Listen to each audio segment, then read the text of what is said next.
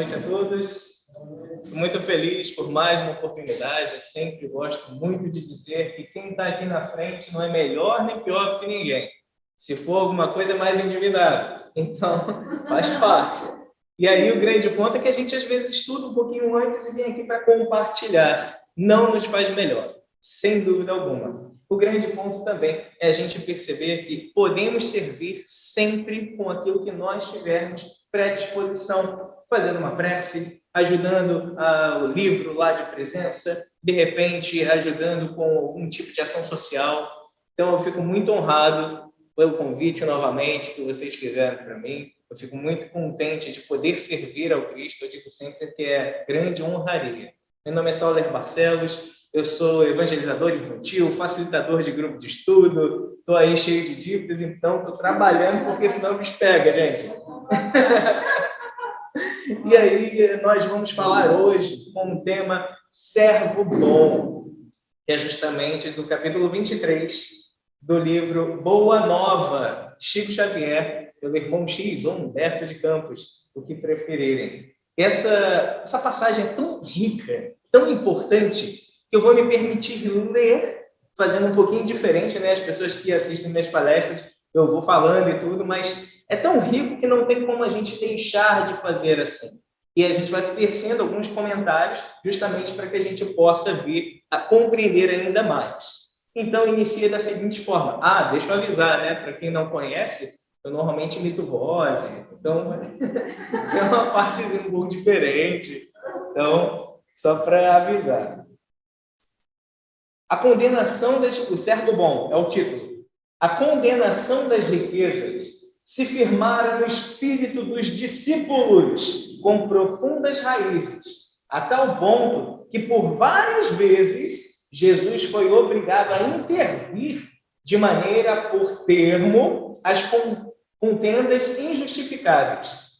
De vez em quando, Tadeu parecia querer impor aos assistentes das pregações do lago a entrega de todos os bens aos necessitados. E aí eu já paro aqui porque eu não sei vocês, mas eu antigamente pensava que para ser bom, para seguir o Cristo, tem que ser pobre. E aí, mas de onde vem isso, né? Cristo era pobre. Chico era pobre. Francisco de Assis era pobre. Madre Teresa era pobre. Então, rapaz, o negócio é ser pobre, né? Não, nada tem a ver. E é muito legal que aqui, nessa passagem, nós vamos meio que desmistificar, ressignificar esse conceito de que rico, então você já está condenado, né? Não tem aquela passagem, inclusive vai falar aqui sobre passar o camelo no fundo de uma agulha do que o rico entra no reino dos céus. Pela doutrina espírita aprendemos, sim, que a beleza, o poder, isso tudo são condições muito complicadas para você, de repente, entrar no reino dos céus. Por quê? Porque no mundo material, quem tem dinheiro acaba detendo de poderes, facilidades. E quanto mais facilidades nós temos no mundo material, devido à nossa questão de imperfeição, é mais fácil a gente tropeçar, cair, ou então, às vezes, levantar, né? Que a gente nem cai mais, já está ali no chão mesmo. E a outra questão, que é muito difícil também, é o fato de uma beleza exuberante, exótica, um negócio muito grandioso. Por quê? Porque também abrem-se portas. Tem vezes que a pessoa nem é talentosa, mas está lá aparecendo nos grandes holofotes por conta da beleza. Então, isso também é um grande quesito para N outras situações difíceis, como, de repente, fidelidade, como, de repente, o ponto realmente de fazer, né, o adultério, como se diz. Então, a gente precisa muito compreender isso, lembrando, resgatando coisas que já falava até mesmo na própria Bíblia e a gente reforça na doutrina espírita. Filipe não vacilava em afiançar que ninguém deveria possuir mais que uma... Nossa, gente, se liga nisso. Filipe afiançava que ninguém deveria possuir mais do que uma camisa, constituindo uma obrigação dividir tudo com os infortunados, privando-se cada qual do indispensável à vida. Quero fazer uma outra pausa aqui. Em algumas obras de literatura espírita, nós vemos espíritos que reencarnaram, se ninguém sabe ou então esqueceu, antes de reencarnar, nós temos uma coisa chamada programação reencarnatória. E eu estou quase engolindo aqui o microfone. Existe uma coisa chamada programação reencarnatória. E nessa programação reencarnatória, nós vamos ter, em grande parte das vezes, as famílias que nós vamos vir a ter contato, que nós vamos reencarnar, a condição financeira, o local onde nós vamos nascer. Então, tudo isso já é muito bem estruturado, segundo aquilo que eu necessito. Em algumas obras espíritas, nós vemos que a pessoa com a maior das boas vontades vai em uma localidade de dificuldade em termos financeiros, em termos de repente, violência, vê aquela criança, filha de uma família com 15 integrantes. E aí pensa, poxa, eu acredito que eu posso vir a fazer melhor do que vocês, não achando que vocês são incapazes, mas porque tem tantas crianças aqui, e a condição é tão extrema, você nos permite adotar o seu filho e levar ele para ter uma condição diferente? E acontece muitas das vezes os pais deixarem, por amor à criança, entendendo que eles não têm, de repente, uma condição de fazer o melhor para ele. Mas o que é o melhor? Aí que complica. O que é o melhor? Às vezes, a programação reencarnatória daquela criança era passar por situações extremas numa família gigantesca, num local com muitas dificuldades, e ela foi retirada, colocada em um palácio, que é justamente essa queda da última reencarnação. Olha que complicado. Pô, sabe, mas eu não tenho como saber, né? Pois é. Mas a gente tem como aceitar as vontades de Deus. Se porventura os pais chegam para você e falam, olha, eu não tenho condição, você consegue adotar o meu filho? Porque eu realmente não sei o que fazer. Se eu não adotar para alguém que eu confie, eu vou colocar no orfanato ou alguma coisa. É outra história. Mas existem, às vezes, movimentos das pessoas que vão até as casas. E eu não estou dizendo que são ruins, não. Vão com a maior das boas vontades. Só que a vida imortal é muito mais do que essa brevíssima passagem que nós estamos aqui, nessa reencarnação. Está fazendo sentido para vocês isso? Maravilha. Então, Filipe diz, e quando o pobre nos surge somente nas aparências, replicava judiciosamente Levi. Conheço homens abastados que choram na coletoria de Cafarnaum, como miseráveis mendigos, apenas com o fim de se eximirem dos impostos. Sei de outros que estendem as mãos à caridade pública e são proprietários de terras dilatadas. Estaríamos edificando o reino de Deus se favorecêssemos a exploração? Olha que interessante. Isso daqui não acontece hoje em dia mais não, né? Ai, ai. Mas é muito interessante de a gente perceber que faz sentido. Faz sentido isso daqui. Eu não sei, de repente você é um pedinte profissional. E eu estou te auxiliando, na verdade eu estou te atrasando. Eu sei que você vai utilizar isso de uma forma não muito bacana. Eu sei que você, de repente, está lubridiando, enganando, e mesmo assim eu estou auxiliando você na perpetuação desse crime. E aí, o que fazer? Então, Simão Pedro diz, tudo isso é verdade.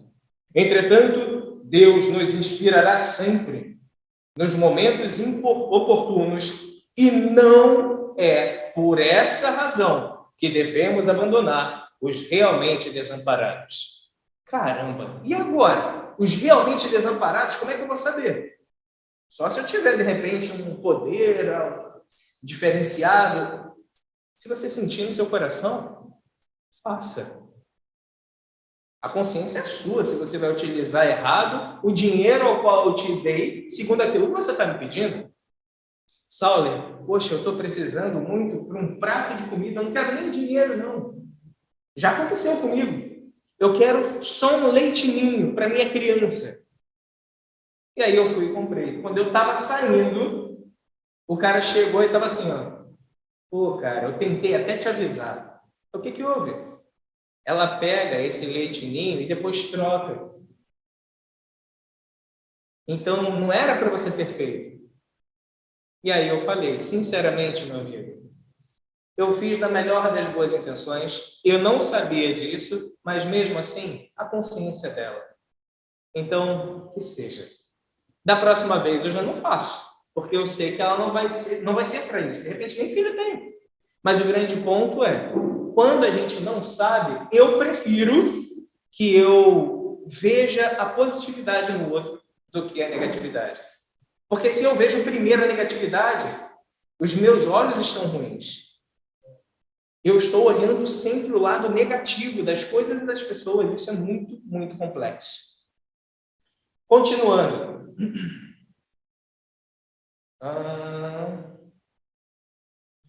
Levi, porém, não se dava por vencido e retrucava.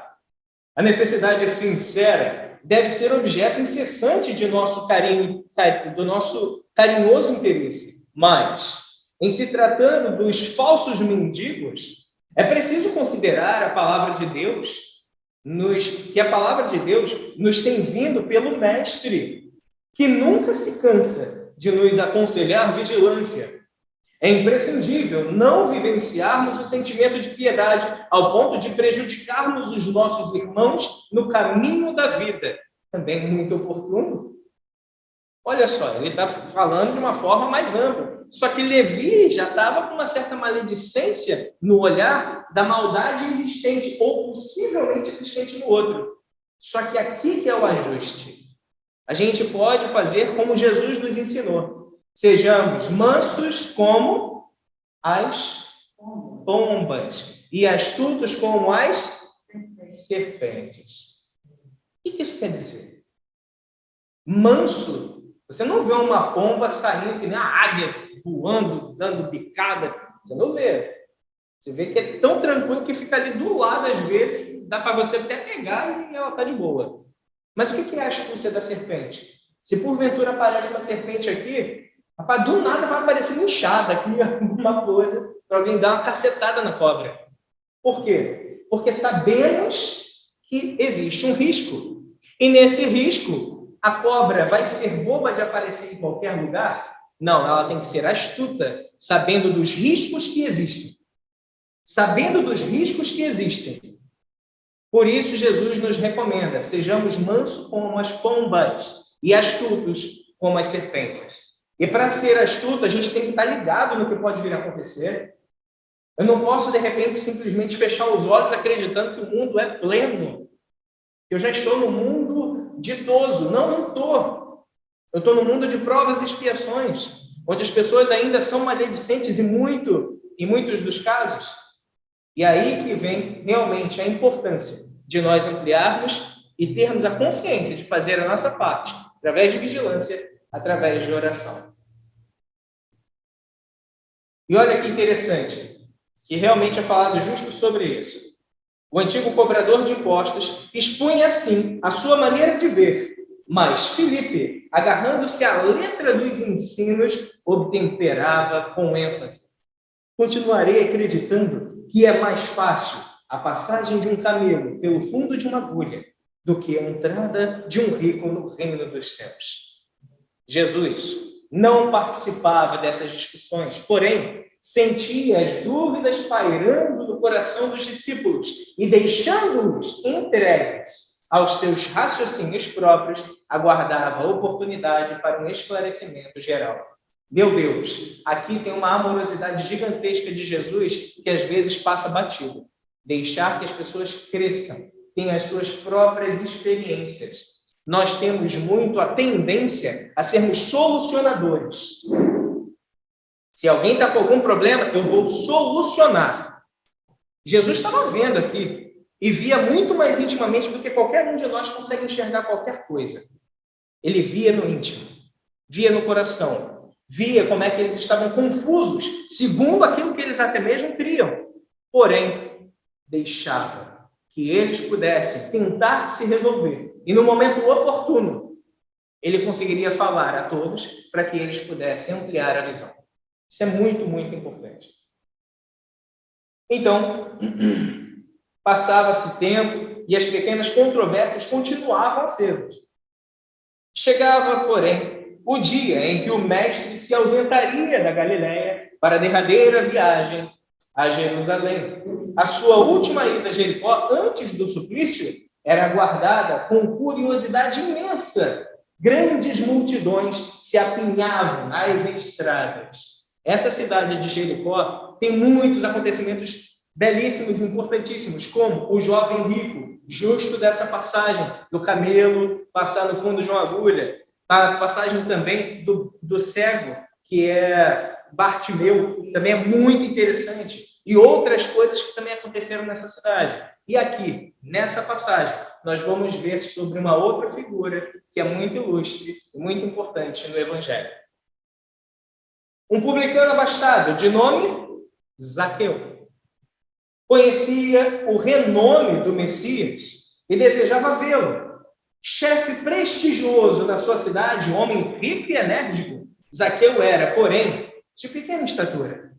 Tanto assim que, buscando satisfazer o seu desejo ardente, procurou acomodar-se sobre um sicômoro, levado pela ansiosa expectativa com que esperava a passagem de Jesus. Sicômoro é o nome lá da árvore. Eu tive que treinar 5 vezes para falar certo aqui. E aí, com o coração inundado de curiosidade e de sensações alegres, o chefe publicano, Zaqueu, ao aproximar-se do Messias, admirou-lhe o porte nobre e simples, sentindo-se magnetizado pela sua indefinível simpatia. Altamente surpreendido, verificou que o mestre estacionara ao seu lado. Ele dizia com acento íntimo: Zaqueu, desce dessa árvore, porque hoje necessito da tua hospitalidade e de tua companhia.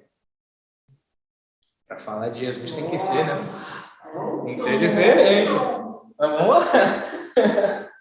Sem que pudesse traduzir o que se passava em seu coração, o publicano de Jericó desceu de sua improvisada galeria, possuído de imenso júbilo. Abraçou Jesus com prazer espontâneo, que o querido hóspede e sua comitiva fossem recebidos em casa com muita alegria. O mestre deu o braço ao publicano e escutava atento suas observações mais insignificantes, com grande escândalo da maioria dos discípulos. Vamos lá, vamos tentar entender qual é o cenário aqui? Zaqueu era do mesmo povo aqueles que ele agora, como chefe dos publicanos, estava cobrando impostos abusivos, corrupção. Ele fazia coisas que não eram muito dignas. Mas, meu Deus do céu, será que esse cara é praticamente um capiroto, como se diz no popular? Ele tem tudo de errado? Aqui que nós vamos ver. Ninguém é 100% ruim, porém ninguém é 100% bom. Todos nós podemos fazer algo de positivo. Mesmo aquele que você vê, não, esse daqui não tem jeito, não salva nada. Vê lá com a mãe dele, de repente, com o filho dele, com o cachorro dele. De repente é com um cachorro que ele consegue demonstrar amorosidade, que ele consegue demonstrar carinho. Poxa, mas por que só com um cachorro? Porque de repente ele já se machucou tanto. Por isso não nos compete julgar. Não julgueis para que ao seu turno não sedes julgados. Tá afiado, hein? Show de bola.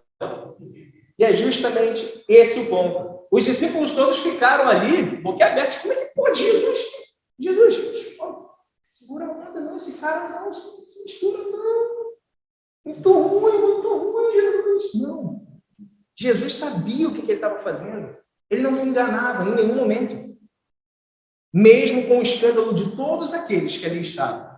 Então ele foi de braços dados, de mãos dadas ali, com Zaqueu, e foi até a casa dele. Não se tratava de um único rico que deveria ser condenado, perguntava Filipe a si próprio. E Simão, Pedro, refletia intimamente. Como justificar tudo isso se Zaqueu é um homem de dinheiro e pecador perante a lei? Disse Pedro, o hipersantinho, né? E isso é importante. Olha como que isso é legal de a gente analisar. Nós somos Pedro e muitas das vezes. Eu sou imperfeito, mas eu olho para você e coloco seus defeitos. Que história é essa? Se eu posso errar e quero que realmente me perdoem, que aceitem, mesmo que eu não seja perfeito, por que eu não vou fazer o mesmo? Daí que vem uma condição incrível, quando Jesus nos ensina a única oração que o nosso amigo nos contou aqui, acabou fazendo na nossa prece inicial. Perdoai as nossas ofensas, nossos devedores, nossos ofensores. É uma condição. Perdoai assim como, tal qual, da mesma forma, equiparado. Mas eu ouço, e acredito que alguns já devem ouvir também, perdoai as nossas ofensas, assim como devemos aprender a perdoar. Isso que eu faço. Mas aí eu devo aprender a perdoar muito.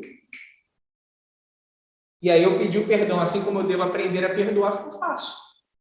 Daí que vem o equívoco. É uma condição. E lembrando que quem nos julga é Deus? Quem nos julga? Nossa consciência nos julga. Então você não consegue esconder as coisas de você mesmo. Não tem como. Você vai, de repente, esconder. Eu escondo do Hamilton, eu escondo da Leila, eu escondo de todo mundo. Mas eu não consigo esconder de mim. Eu sei que eu estou falando mentira. Eu sei que eu estou colocando uma inverdade. Eu sei que eu estou falando... Não tem como eu esconder da minha própria consciência. E é nesse justo momento que, de repente, em breves instantes, toda a comitiva penetrava a residência de Zaqueu, que não ocultava seu contentamento inexcedível. Estava muito feliz. Jesus lhe seduzira as atenções, tocando-lhe as fibras mais íntimas do espírito. Gente, quando a gente ora, a gente não se sente melhor? Agora imagina Jesus do nosso lado, de braço dado com a gente. Rapaz, eu me arrepio só em pensar. Deve ser uma coisa inenarrável.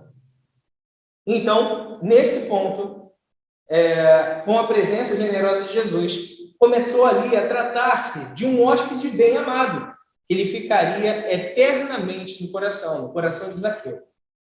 Aproximava-se o crepúsculo, quando Zaqueu mandou oferecer uma leve refeição a todo o povo, em sinal de alegria, sentando-se com Jesus e os seus discípulos sobre um vasto alpendre. A palestra versava sobre a nova doutrina, e sabendo que o mestre não perdia ensejo de coordenar as riquezas criminosas do mundo, o publicano se antecipava e esclarecia com toda a sinceridade de sua alma: Senhor, é verdade que tenho sido observado como um homem de vida reprovável, mas desde muitos anos venho procurando empregar o dinheiro de modo que represente benefícios para todos os que me rodeiam na vida. Compreendo que aqui em Jericó havia muitos pais de família sem trabalho. Organizei múltiplos serviços de criação de animais e de cultivo incessante da terra. Até Jerusalém, muitas famílias já vieram buscar em meus trabalhos o indispensável recurso à vida. Abençoado seja o teu esforço, replicou Jesus, cheio de bondade. Zaqueu, então, com isso, ganhou novas forças e continuou falando: os servos de minha casa nunca me encontraram sem a sincera disposição de servi-los. Regozijo-me contigo, exclamou o Messias, porque todos nós somos servos do mesmo Pai. O publicano, que tantas vezes fora injustamente acusado, porque isso daqui, sinceramente, eu mesmo não conhecia. Essa parte de Zaqueu, daí que a gente vem, a gente mete a chibata mesmo, a gente arrebenta o pessoal em julgamento, em crítica. O publicano, que tantas vezes foi injustamente acusado, e até hoje experimentou grande satisfação por conta das palavras de Jesus. A palavra de Jesus era uma recompensa valiosa, a sua consciência dedicada ao bem coletivo. Extasiado, levantou-se e, entendendo e estendendo ao Cristo as mãos, exclamou alegremente: Senhor, Senhor, tão profunda é a minha alegria que repartirei hoje com todos os necessitados a metade dos meus bens. E se em alguma coisa tenho prejudicado alguém, indenizá-lo-ei quadruplicadamente. Quadruplicadamente.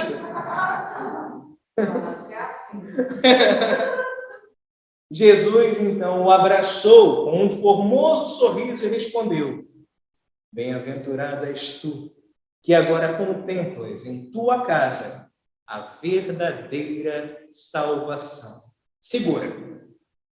Zaqueu era rico. Ele falou: vou doar tudo. Não. Jesus virou para ele: deixa de ser mão de vaca, Zaqueu, tem que dar tudo. Não é metade, não. Não. E ao contrário, ao invés de crítica, ele disse que veio na casa de Zaqueu salvação. Ué, tá muito esquisito esse negócio.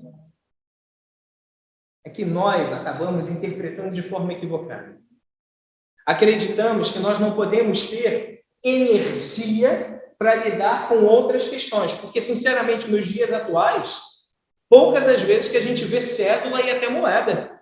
É tudo só energia em termos de mandar uma mensagem, Pix, ou algum cartão que simplesmente passa. O número agora é virtual, o dinheiro é virtual, não é mais tanto físico. É, mais ou menos. Depende da forma que se vê. Mas o ponto aqui, vale a pena a gente entender que dinheiro é energia. E o dinheiro existe. Pensa comigo, gente. Isso é muito importante. Porque quando eu compreendi isso, eu virei a chave na minha vida. Eu pensava que tinha que ser pobre também para a gente conseguir ser bonzinho ou então merecer um lugar melhor lá no umbral, que eu não vou para o nosso lar de jeito nenhum. Então, assim, a gente começa a ver diferente. Calma aí. Se dinheiro é energia e essa energia existe, eu que estou querendo ser uma pessoa melhor, eu que estou me empenhando em obras sociais, eu que estou... Por que eu não posso ter essa energia? Se eu tivesse energia, eu vou conseguir ajudar outras pessoas. Eu tenho esse grande intuito, verdadeiro intuito de ajudar. Até porque se esse dinheiro não estiver, essa energia financeira não estiver na mão das pessoas que querem fazer o bem, vão estar nas mãos de quem não quer fazer o bem. Olha que interessante. Essa energia existe. Se as pessoas de bom coração repelem essa energia, acreditando que isso é ruim, essa energia vai ficar na mão de quem não está verdadeiramente se conectando com Jesus ou querendo a sua reforma íntima. Pararam para pensar alguma vez sobre isso? Porque quando eu comecei a pensar nisso, foi uma virada de chave forte. Mas não foi fácil, não. Então aqui eu estou trabalhando como se fosse uma semeadora para a gente refletir. Contestem tudo que o palestrante, tudo que qualquer pessoa fala. Filtrem. Verifiquem o que é interessante para vocês. E absorvam o que vocês acharem que realmente vale. Mas, sem dúvida alguma, essa energia financeira existe. E vale a pena a gente refletir. E Jesus não criticou Zaqueu por, de repente, não dar tudo que ele tem. E ele nem recomendou. Ele já estava elogiando Zaqueu antes mesmo de Zaqueu falar que faria. E quando Zaqueu, tocado, resolve fazer, Jesus diz que salvação foi na casa dele. E possamos, então, analisar diferente essas passagens. Meu Deus, como o relógio passa rápido.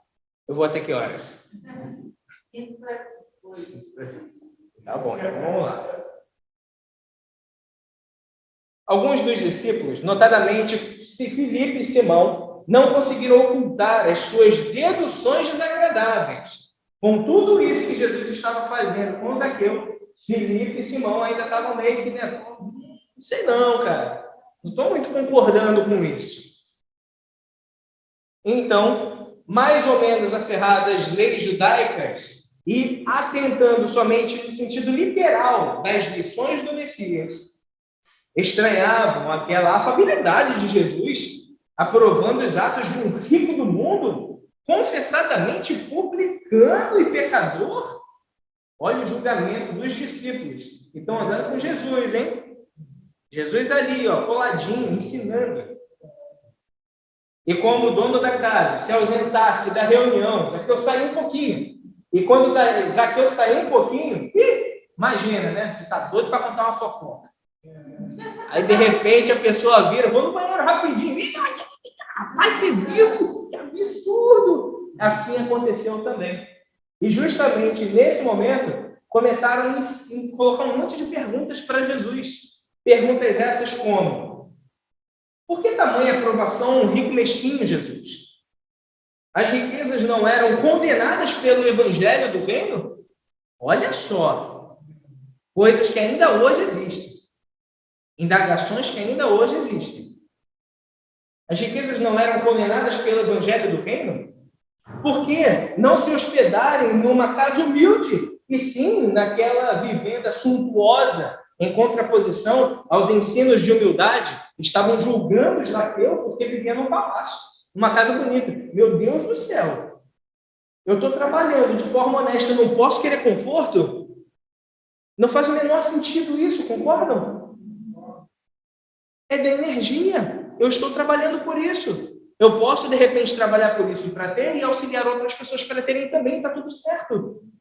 Eu não preciso viver, de repente, na extrema miséria para eu falar que eu estou seguindo Jesus.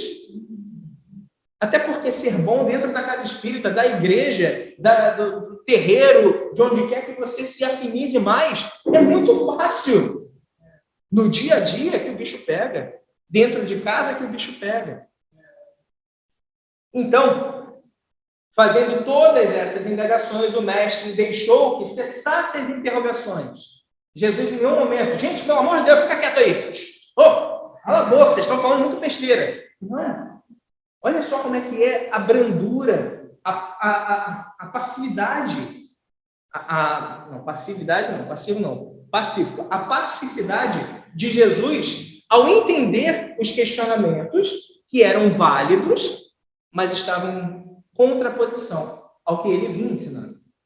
Então, ele diz, com firmeza, mas com muita generosidade: amigos, acreditais porventura que o Evangelho tenha vindo ao mundo para transformar todos os homens em miseráveis mendigos?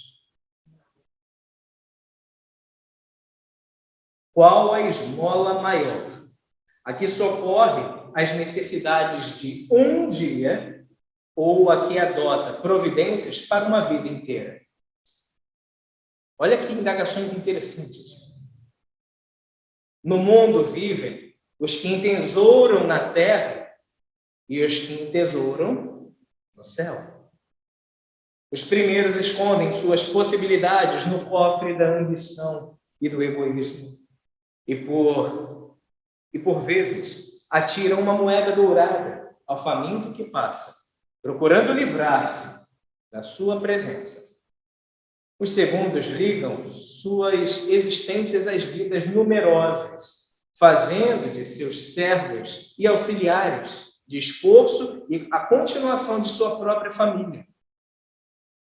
Esses últimos sabem impregnar e empregar o sagrado depósito de Deus, e são seus mordomos fiéis à face do mundo. Olha que interessante. Jesus disse que toda a lei e os profetas estão encerrados em 2 mandamentos. Alguém sabe quais são? Maravilha. Amar a Deus sobre todas as coisas e ao próximo como a si mesmo. Eu adoro quando eu faço assim, porque se eu esquecer, o pessoal ajuda. E aí a gente consegue falar. Então, amar a Deus sobre todas as coisas e ao próximo como a si mesmo. O segundo, ele está amando ao próximo como a si mesmo, compreendendo a miséria e dando continuidade. Jesus, às vezes, dava o peixe, mas ele ensinava a pescar. E se Jesus, sendo Jesus, nosso modelo e guia, o nosso mestre divino, o caminho, a verdade e a vida, temos que seguir os seus ensinamentos, temos que seguir o seu legado. Nada tem de errado eu chegar para uma pessoa que está passando com muita dificuldade, com muita fome, entregar um prato de comida para ela. Mas depois disso, seria muito legal eu conseguir ajudar essa pessoa a se reerguer e conseguir o seu sustento através do seu próprio esforço. Esse é o grande legado. Jesus a todo momento dizia: não ficarei convosco até o fim dos tempos, como vocês pensam. Não ficarei convosco, eu me vou e vocês vão dar continuidade. Nós somos os discípulos e os profetas de outrora. O que nos impede de fazer, às vezes, prioridades diferentes. Às vezes, de repente, estou meio cansado. Às vezes, a gente olhar muito em termos de não dar a atenção devida àquilo que é o mais importante. E o que é o mais importante? Nós somos espíritos imortais. Somos espíritos imortais. Então, precisamos viver como tal. Estamos numa passagem, numa experiência material. Vocês já pararam para pensar que assim que a gente desencarna, a gente para de ser filho do nosso pai e da nossa mãe? Pai ou mãe dos nossos filhos? Porque depois que a gente desencarna, não tem mais laços consanguíneos. Existe só a pátria espiritual, a família universal. Todos nós somos irmãos. A experiência na carne é importante para que a gente possa se aproximar. Mas, segundo o próprio Mestre Jesus, quando interpelado: mestre, sua mãe e seus irmãos estão lá embaixo te chamando enquanto ele estava ensinando. Então, Jesus diz: em verdade vos digo, que todo aquele que se conecta ao Pai e comigo é minha mãe e meus irmãos. Aqui estão minha mãe e meus irmãos. Seguindo a programação, então, eu vou dar uma interrupção. E se porventura tiver algum tipo de comentário ou pergunta, a gente dá continuidade nessa segunda parte. Mas o final desse capítulo é justamente a parábola dos talentos. E para quem não conhece a parábola dos talentos, de forma bem resumida, um senhor de uma terra acaba indo em viagem.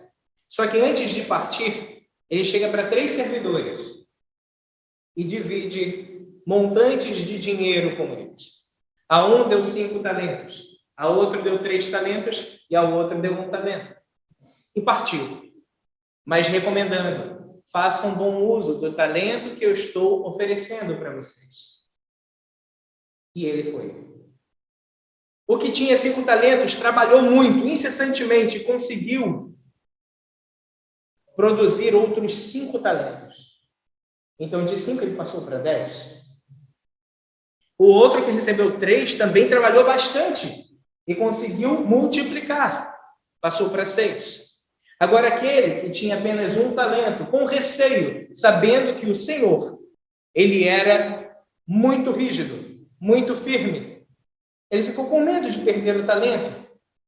Então, ele enterrou na terra, até o dia que o Senhor voltaria. E quando o Senhor volta, ele desenterra, e chegando lá, a prestação de contas, o que tinha 5, mostrou os 10. E o Senhor disse: servo bom e fiel, no que eu te deste, no muito que eu te deste, conseguiste reproduzir o dobro. Vá, que você terá abundância no meu reino. Chegou para o outro, que tinha 3 e passou a 6. Servo bom e fiel, no que eu te deste, conseguiste também produzir e conseguiu trazer aqui o dobro do que você recebeu. Vá também, e será feliz no meu reino.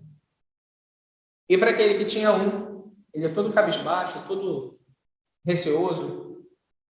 Então ele mostra: Senhor, sei que és firme, que ceifas e colhe onde nem plantastes, que consegue todas as coisas.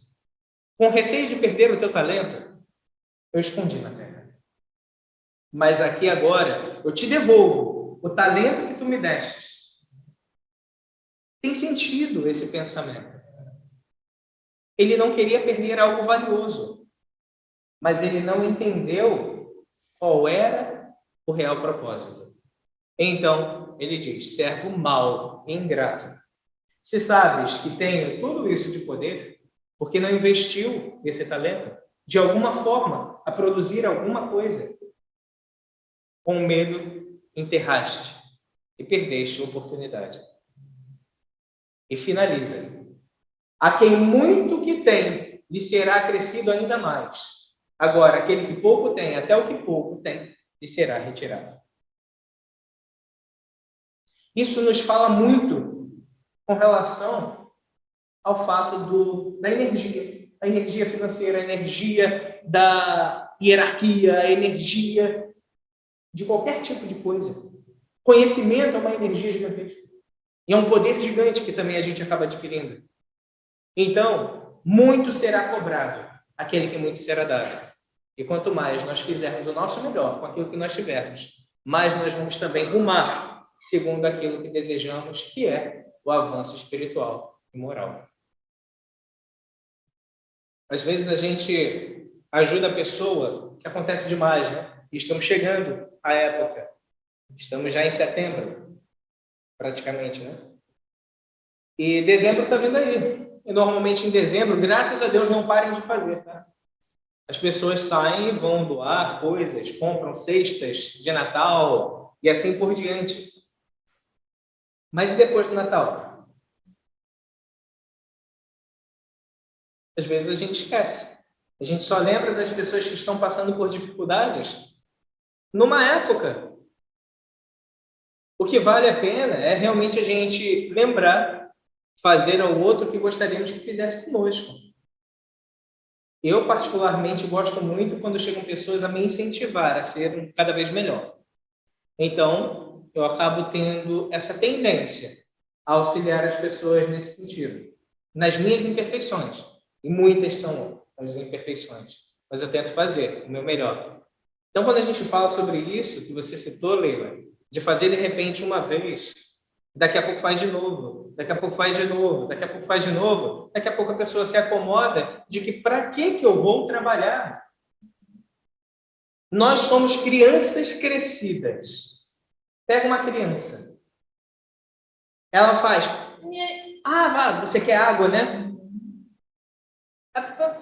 Você quer comida? Ela vai demorar muito mais para falar. Sabe por quê? Porque está muito fácil. Eu não preciso me esforçar em absolutamente nada. A criança que, de repente, não tem estímulos, ela desenvolve mais lentamente. Nós estamos na nossa infância espiritual. Se nós não formos incentivados a realmente progredir, nós não vamos. E eu não estou fazendo isso de orelhada porque o Sauler está achando que tem que ser assim. Jesus nos deu essa lição. Jesus nos mostrou como se deve viver a vida. Jesus nos incentivava, e a doutrina espírita reforça. Espíritas, amai-vos. Esse é o primeiro ensinamento. Espíritas, instruí-vos. Esse é o segundo. Nós temos que buscar a nossa instrução. Nós temos que tentar ser cada vez melhores. Nós temos que saber o que fazer para fazer bem feito.